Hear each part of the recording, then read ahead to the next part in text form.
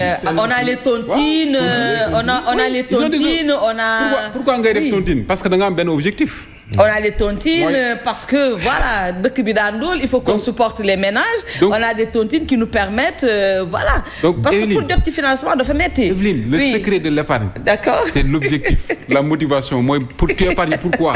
Oui. Voilà, tu verras, les gens vont épargner. D'accord. Voilà. Donc pour revenir, vraiment, lolo, à mon avis, d'où la nga xamanteni, peut-être que Premier ministre waxul ni ça va être le seul mécanisme, mais lolo mën nga ci am dara. C'est-à-dire mën nga ci am dara. Moy tay par exemple rationalisation bi muy wax.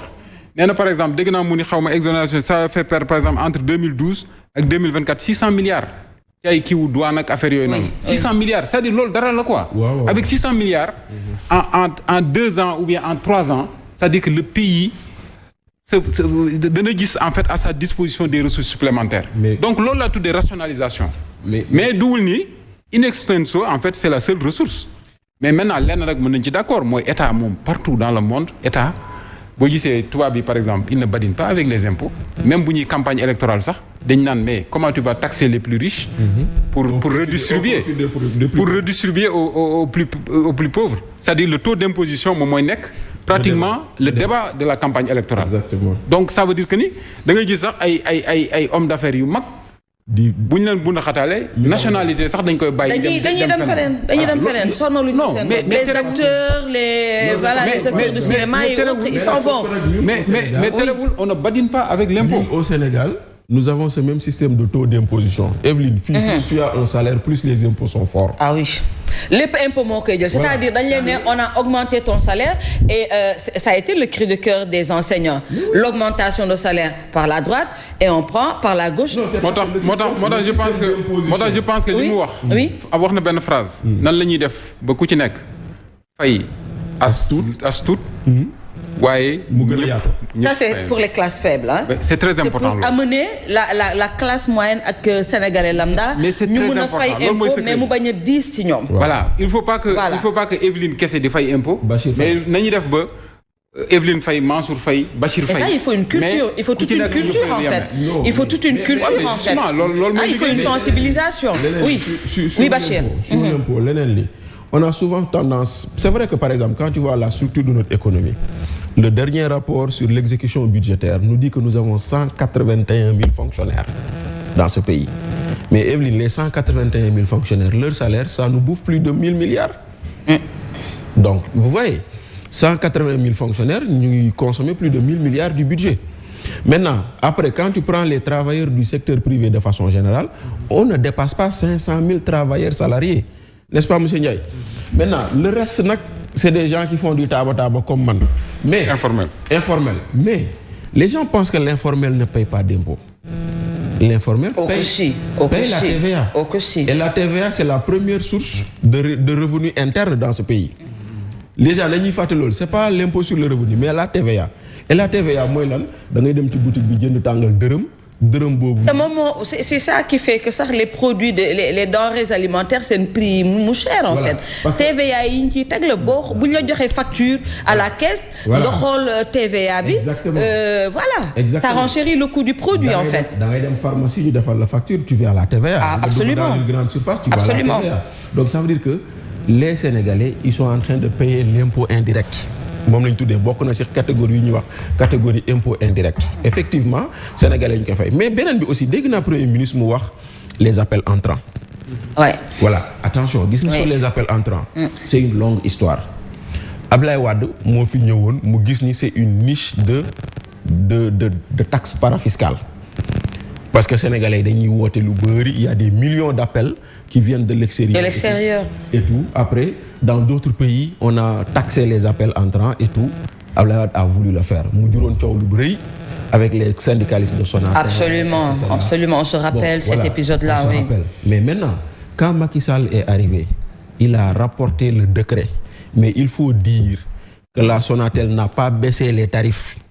C'est-à-dire que le avant le décret, ils ont continué parce que Bougen Sedlo a fait baisse des tarifs des appels venant de l'extérieur. Donc on a appliqué l'appel entrant quand le décret existait, mais quand on a rapporté le décret, effectivement, la Sonatel n'a pas baissé les tarifs, donc quelque part, ça veut dire que c'est des recettes que l'État aurait pu capter.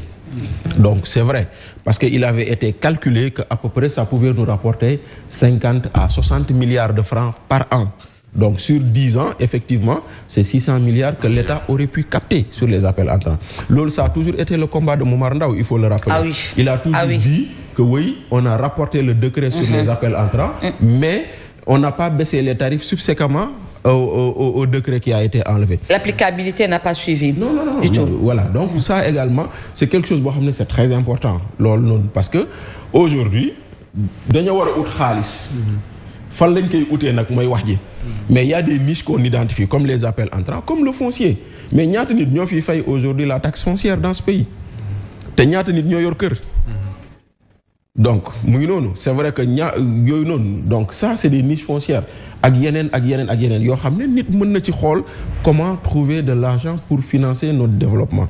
Comment trouver de l'argent pour relancer notre économie? Même quand je vois toute la trame de la DPG, on nous a projeté sur 2050, on nous a donné des annonces, leur matérialisation c'est 2029, mais le concret de 2025 là, je ne l'ai pas trop senti. Je ne sais pas si M. Ndiaye est d'avis avec moi, mais je n'ai pas trop senti qu'est-ce qui va se passer en 2025. J'ai le sentiment que ça va être dur, ça va être très dur.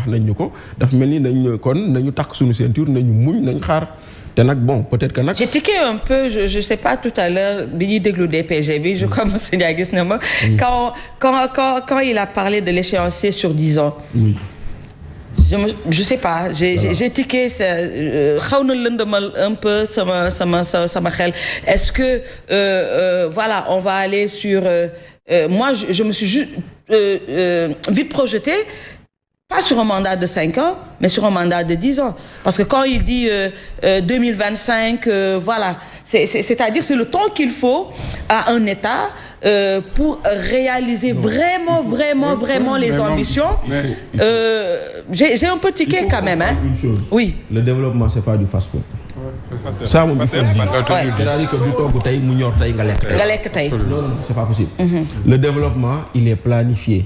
Le développement, il est agencé. Absolument. Le développement, il est cadencé. Maintenant, étape bu nek dafa am lo wara def. Bu étape bobu jallé nga def lenen. Lool motax par exemple, aujourd'hui, la Macky Sall deful won avec le PSE, je veux que ñom ñu def ko avec leur Sénégal 2050 parce que le PSE n'a jamais été loi d'État. On ne l'a jamais amené à l'Assemblée nationale pour nous voter comme loi. Parce que tay jii mu ngi nane bëgg na que d'ici à 2050, Sénégal 2050 soit le référentiel du Sénégal. Mais il faut d'abord, que les gens s'entendent sur les objectifs et priorités de développement. Et deuxièmement, qu'on en fasse une loi. Parce que Taïdini, Mungitou de Momodou Dia, Mungitou de Senghor, mais nos plans de développement, on les votait à l'Assemblée nationale en disant que d'ici 25 ans, etc. Mais on va revenir sur ça, Bachir. Denis Derlo à l'Assemblée nationale avec notre équipe sur place, Nanko Bakayoko, Younousa Baldé, Abdou Aziz Sow. Je le disais tantôt, la séance a été suspendue il y a quelques minutes. Certainement, c'est à cause de la prière. Nanko Bakayoko a pu... voilà, Mungi en ligne pour nous am quelques réactions des députés yi nga xamné ñoo néwon ci salle bi Nanko Bakayoko ñu jox la antenne bi.